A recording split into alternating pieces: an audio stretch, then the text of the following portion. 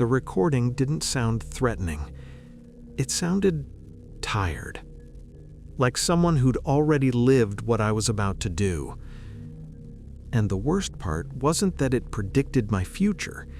It was that it sounded exactly like me.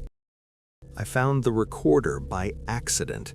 That's the part people don't believe. They think something like this has to be intentional, planned, set up. It wasn't. I was cleaning out my old apartment, the kind of cleaning you do when you're not moving forward, just rearranging the past. Boxes I hadn't opened in years, cables that didn't belong to anything anymore, old tech that still felt familiar. That's when I saw it. A small voice recorder. Black plastic, scratched edges, no branding I recognized. It wasn't plugged in. It shouldn't have worked, but when I picked it up, the red light blinked once, then stayed on. I assumed it was broken until I pressed play. Static. A breath. Then a voice. My voice. If you're hearing this, you're probably standing in the living room. I froze, because I was. I didn't move. The recording continued. You're holding the recorder in your right hand. You haven't sat down yet. My hand tightened. I sat down. The recording paused, then resumed. Good. That's where you sat last time, too. I told myself it was coincidence, a prank, old recording, maybe something I'd forgotten making. That explanation lasted exactly 8 seconds. You're going to rewind this in a moment, the voice said. Don't. I didn't rewind. I stopped the recording. The room felt louder without it, too present. I checked the device. No date stamp, no file names, just one track. Length, 2 hours, 11 minutes. I laughed, out loud, because that's what you do when your brain needs time. I pressed play again. You're wondering if this is some kind of joke, the voice said calmly. It's not. You already tried joking about it. That was true. I had, 8 seconds ago. I skipped ahead. The voice stopped mid-sentence, not cut, interrupted, like the person speaking had stopped themselves. This is where it usually goes wrong. That was the first moment I felt fear, not panic, fear that felt informed. The voice wasn't guessing, it wasn't warning, it was remembering. I turned the recorder over. There was something carved on the back, small letters, uneven, like they'd been done in a hurry. Listen once. That night, I didn't sleep. Not because I was scared, because every time I closed my eyes, I wondered whether the recording had already described that too. At 2:14 a.m., my phone buzzed. A notification. No sender, just text. Did you listen past the first 10 minutes? I hadn't. Yet. I looked at the recorder on the table. The red light blinked again. And that's when I realized something important. This wasn't a message from the future. It was a message from a version of me that already failed. I didn't listen to the rest of the recording right away.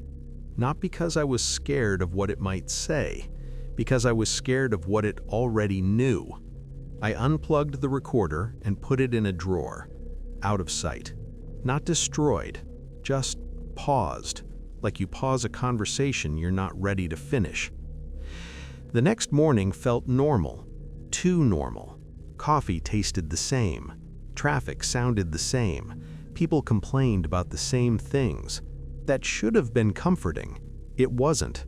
I kept noticing small delays in myself, moments where I waited for something to happen before it did, like my body was listening for instructions my mind hadn't heard yet. I tried to ignore it. I answered emails, I scrolled, I cleaned the kitchen again, even though it was already clean. Around noon, I forgot about the recorder. That's important, because nothing happened until I forgot. The first confirmation wasn't dramatic. It was small, embarrassingly small. I was standing at the sink when my phone rang. Unknown number. I almost didn't answer. Almost. I picked up. Silence. Then a click. Then my voice. Not live. Recorded. "You're about to hang up," the voice said. "Don't." I didn't hang up. My heart rate didn't spike. It slowed, like my body had accepted this as a rule instead of a threat. "You're checking the caller ID again," the voice continued. "It won't help." I stopped checking. The call ended. No explanation, no follow-up, just confirmation.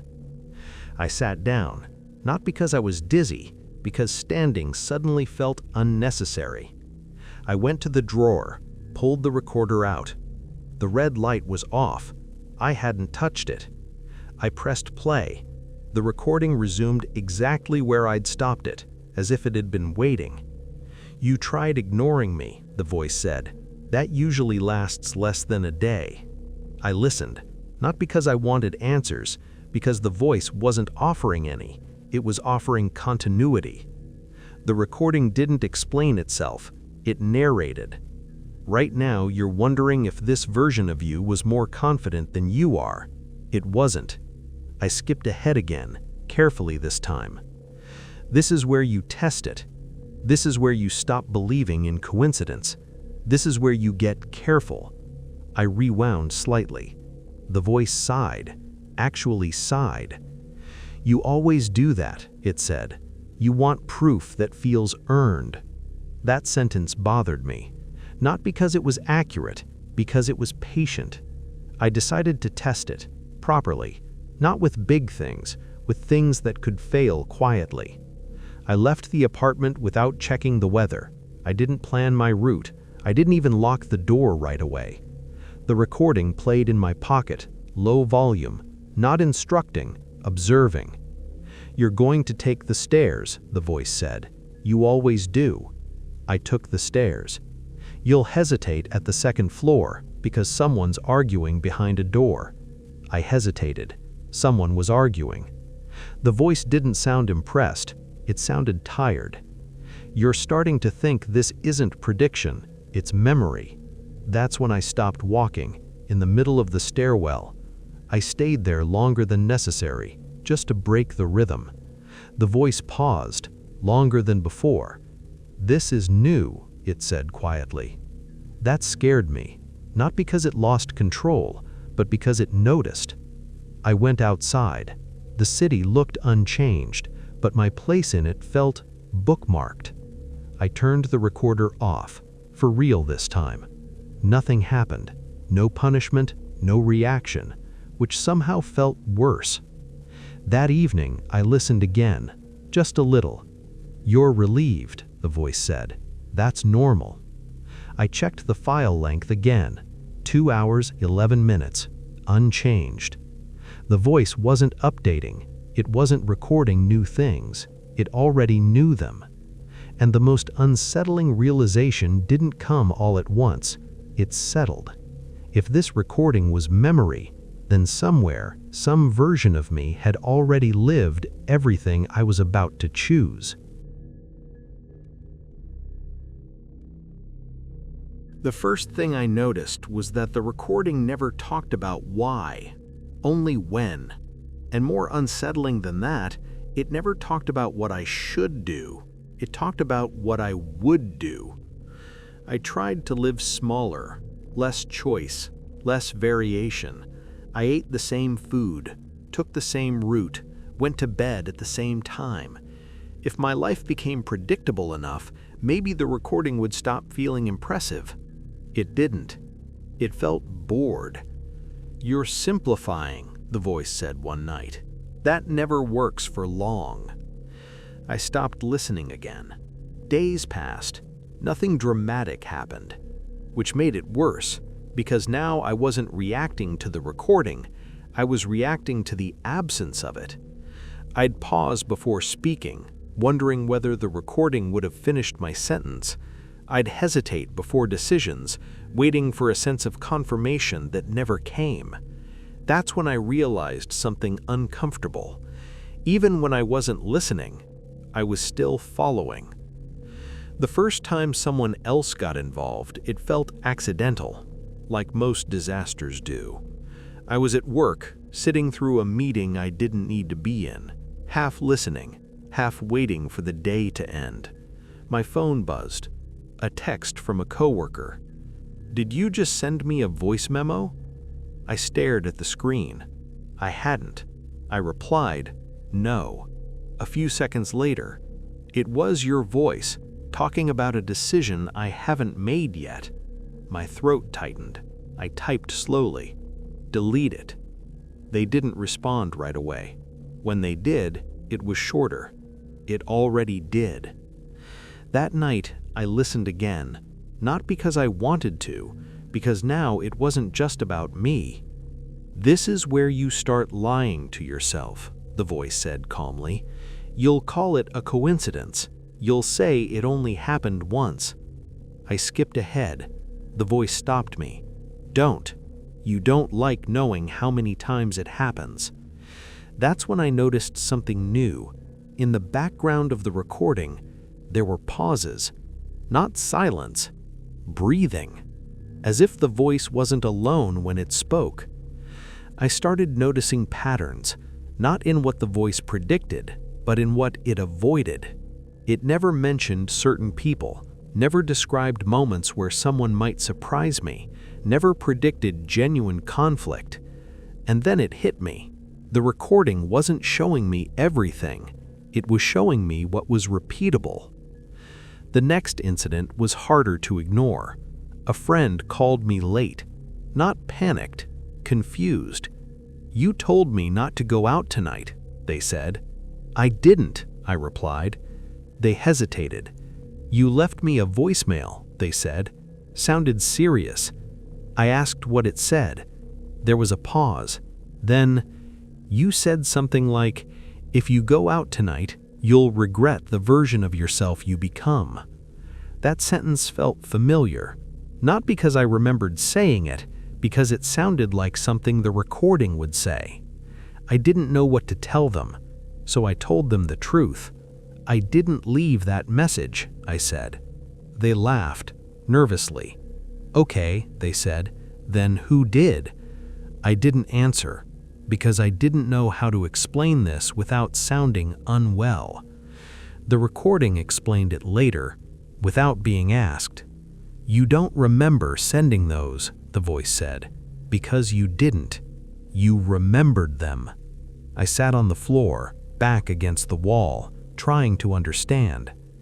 "Once a version of you lives long enough," the voice continued, "it stops needing the recorder." That was the first time it mentioned versions, plural.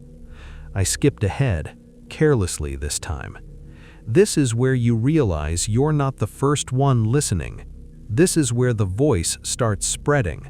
This is where you decide whether to stop it or stabilize it." Stabilize.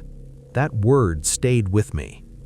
The next day, someone forwarded me an audio file. No explanation, just the file. I pressed play. It wasn't my voice, not exactly, but it was close, too close. It described their day, accurately, calmly, like it had already happened. And at the end, a sentence I recognized. "Listen once, that's all you get." That night, I didn't turn the recorder off. I set it on the table, face up, red light on. For the first time, it didn't feel like I was being watched. It felt like I was being replaced. Because now I understood the real danger. Not that the recording knew my future, but that it could teach others to remember theirs.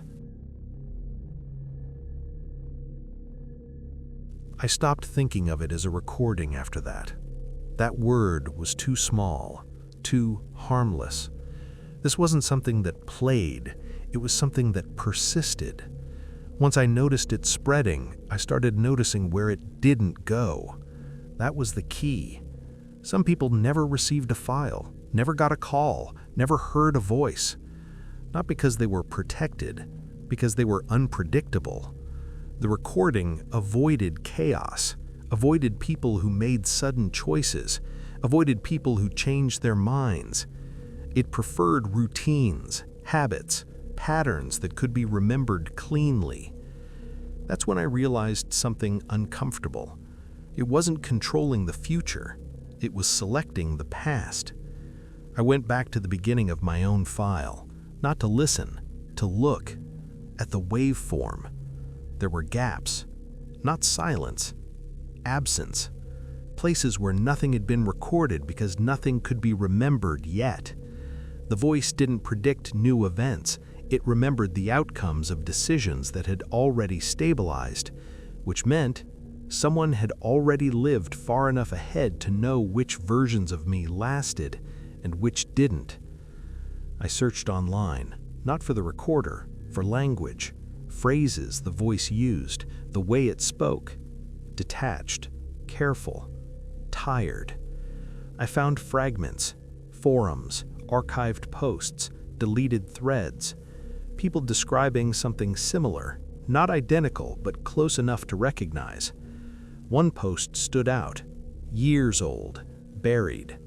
The title read, "It's not déjà vu, it's compression." The post didn't mention recordings, it mentioned memory density. The idea that under certain conditions, memory could detach from time, that it could be replayed, shared, transferred, not as prediction, as recall. I didn't know if I believed it, but it matched what I was experiencing too well. That night, the recording addressed it directly, not defensively, clarifying. "You're close," the voice said. "This isn't a message from the future." A pause. Longer. Careful. "It's a summary of what survives." That sentence reframed everything. The recording didn't care about moments that failed, versions of me that broke patterns, that disappeared, that diverged. It remembered the paths that repeated, because repetition was stability, and stability was transferable. That's when I realized the real scale. This wasn't about one person or one device. It was a compression process. Lives lived often enough to be remembered without being relived. The recorder was just an interface, a training wheel. I asked the question out loud. Who started this? The voice didn't answer right away. Then, it depends on where you start counting. It explained it slowly, like it had told this story before. At first, it said, people didn't notice. They just felt more confident. Decisions felt easier. Regret faded faster. They thought they were becoming decisive. They were becoming predictable. Once enough people aligned, the memory density crossed a threshold. Lives became reusable. That's when recordings appeared. Not built, left behind. Not warnings, not instructions.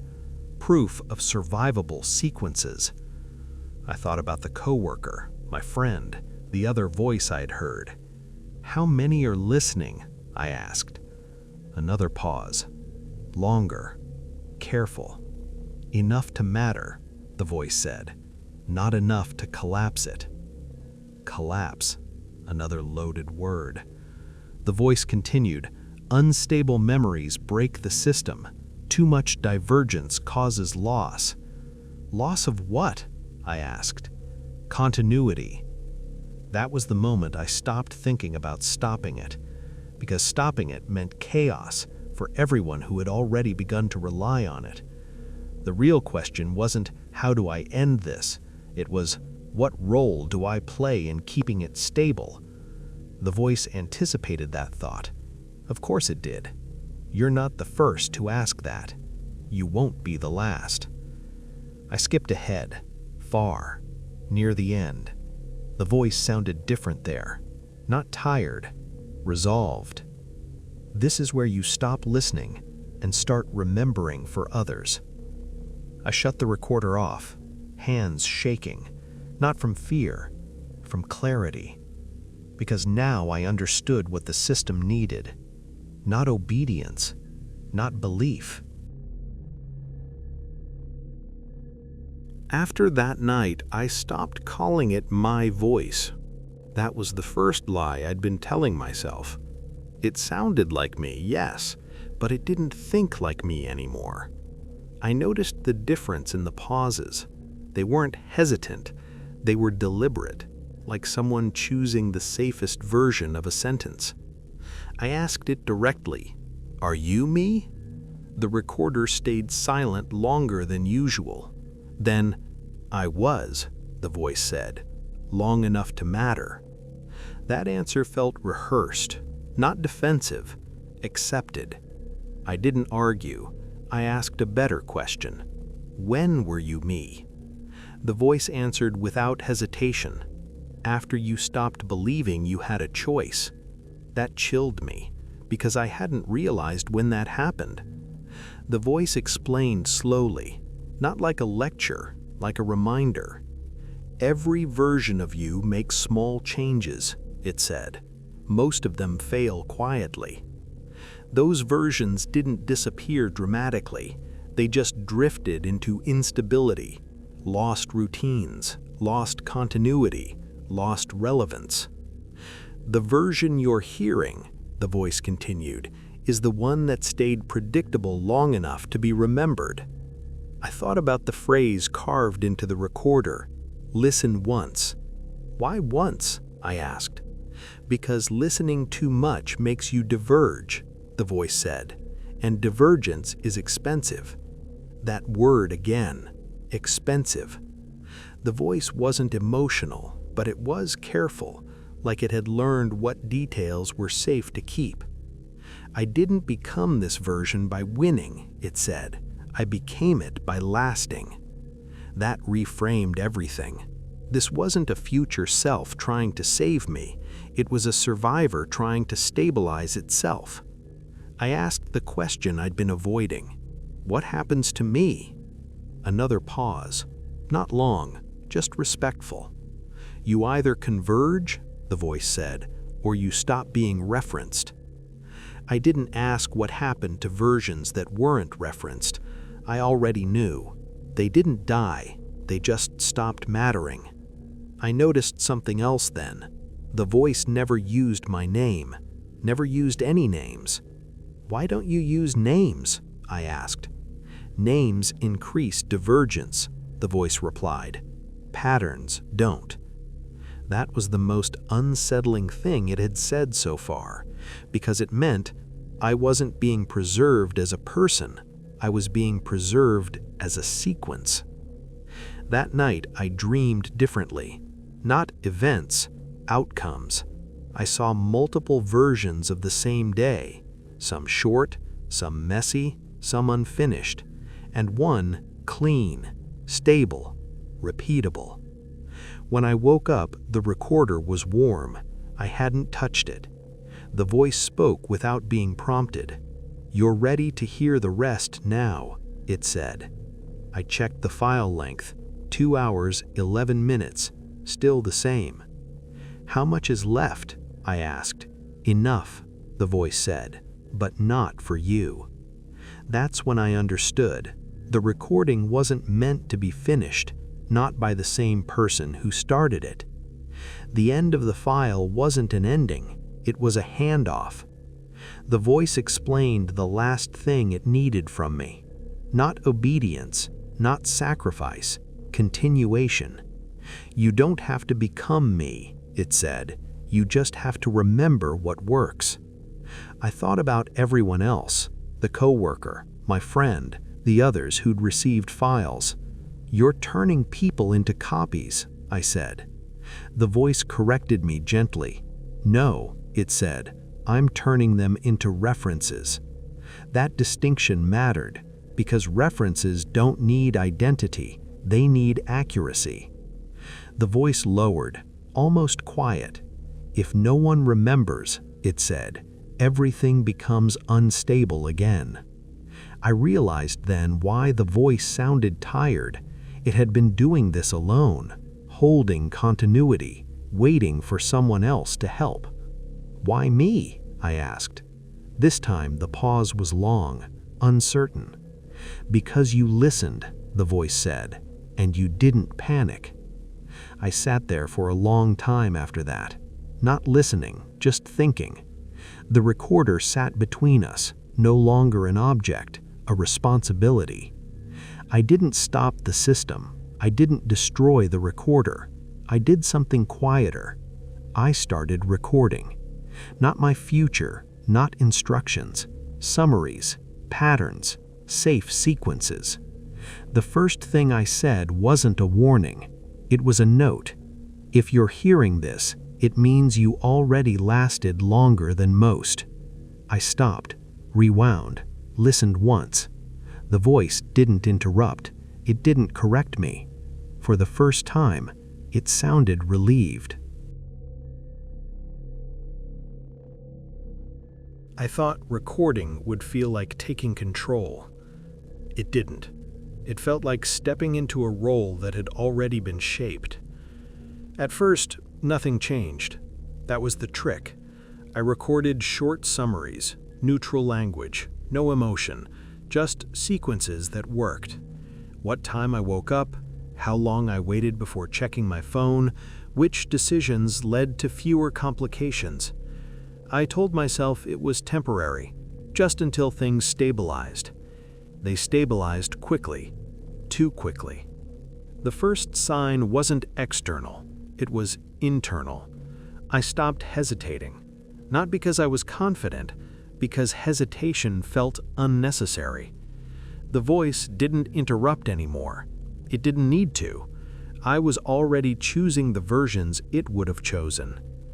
People around me noticed before I did. "You're calm lately," someone said. They meant it as a compliment. Another said, "You always seem to know what's coming." That one stayed with me. I started receiving fewer messages, not because people were avoiding me, because I'd already answered them before they asked. The summaries I recorded began to sound less like notes and more like narration. I didn't describe my day. I described the most stable version of it. That's when I realized something subtle. I wasn't recording for myself anymore. I was recording for the system. I tested it. I decided to do something inefficient, something pointless. I took a longer route home, walked slower, stopped without reason, ignored my phone completely. The recorder stayed silent, but my body didn't. It felt wrong, like I was interrupting a process that had already moved on. When I got home, the recorder's red light was on. I hadn't touched it. I pressed play, not expecting a reprimand, just acknowledgement. "This version doesn't last," the voice said evenly. I sat down, not from fear, from recognition. I checked the summaries I'd recorded, listened back to the early ones. They sounded like me. The recent ones didn't. They were cleaner, shorter, more efficient. They left out things that didn't repeat. I tried to record something personal, a memory, a feeling, something messy. I couldn't finish the sentence, not because I was emotional, because the words felt irrelevant. That's when the outside world started slipping. A coworker asked me a question. I answered before they finished, accurately. They stared at me. "How did you know I was going to ask that?" I shrugged. I didn't have an explanation that fit anymore. The recordings began circulating again, not aggressively, quietly. People didn't talk about them. They adjusted. Schedules aligned, conflicts softened, arguments ended faster. Life got smoother, and somehow emptier. I noticed gaps in my own memory, not missing time, missing importance. Moments happened, but they didn't anchor. They passed through me without leaving residue. The voice addressed it without judgment. "You're offloading. it said. "That's the point." "What happens when there's nothing left?" I asked. The voice didn't answer immediately. Then, "That's when the system works best." That answer scared me more than anything before it. I realized then that the system didn't need my identity, it needed my capacity to notice, to remember, to compress. I wasn't becoming the voice, I was becoming the space it lived in. That night, I dreamed of blank pages, not empty, prepared. When I woke up, I didn't reach for the recorder. I waited to see if I'd be told what to do.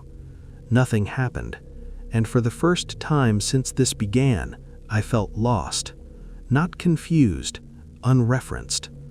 I stood in the kitchen, unsure which version of myself was supposed to move next. The recorder clicked on, soft, patient. "This is where you usually ask for guidance," the voice said. I didn't. The silence stretched, longer than before. "This is new," the voice said quietly.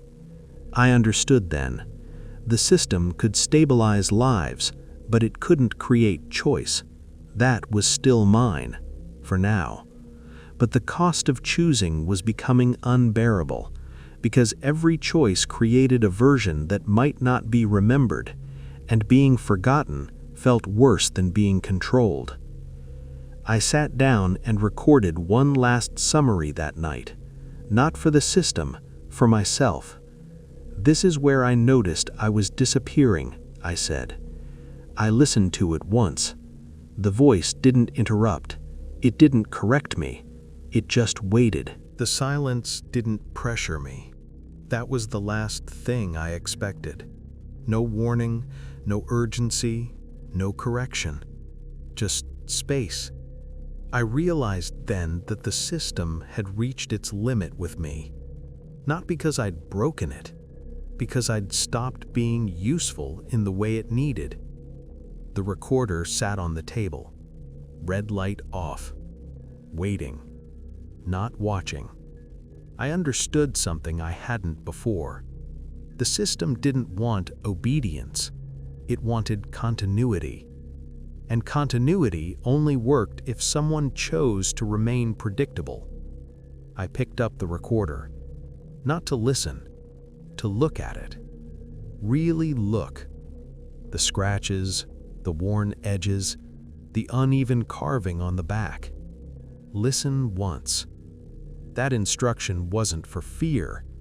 It was for preservation. Listening more than once meant comparison. Comparison created divergence. I asked the question out loud. What happens if I stop? The recorder stayed silent. Then, slowly, "Then someone else will remember," the voice said. Not threatening, not reassuring, just factual. I thought about everyone who'd already heard a recording, everyone who'd adjusted their lives slightly, smoothed their routines, let go of unnecessary choices. They weren't trapped. They were relieved. That was the system's real strength. It didn't force. It offered certainty. I walked outside. The city felt louder than usual, messier. People arguing, cars honking, someone laughing too loudly on a phone call. All of it felt inefficient, uncompressed. For the first time, I understood why people stayed. I returned to the apartment, sat down, turned the recorder on. I didn't speak immediately. Neither did the voice.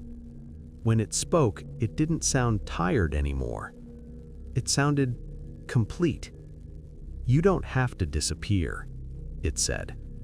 "You just have to stop insisting on being specific." That was the offer. Not control. Relief. I imagined a life without friction. No second guessing. No regret loops. No unfinished conversations. Just sequences that worked. I imagined the opposite. Uncertainty. Mistakes. Moments that mattered because they didn't repeat. I realized something important. The system didn't erase people. It outgrew them.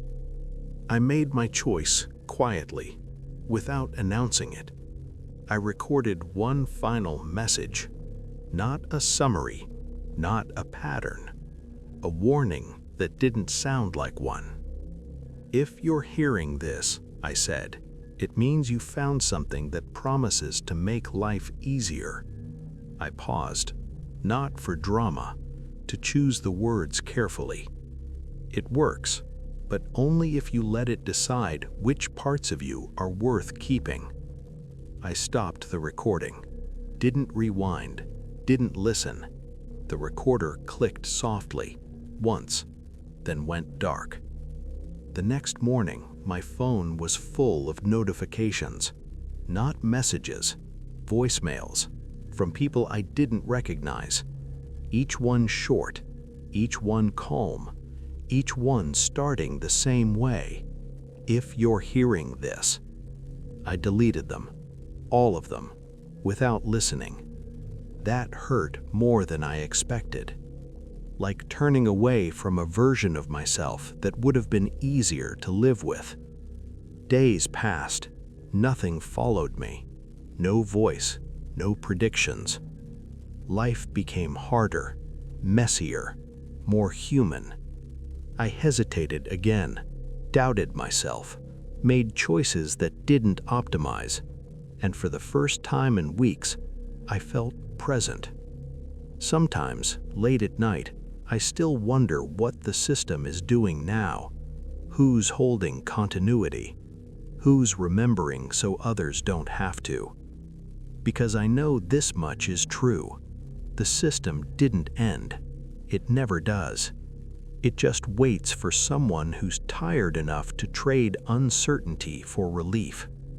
If you ever find a recording that already knows what you're about to do, listen once, then decide whether you want to be remembered or real.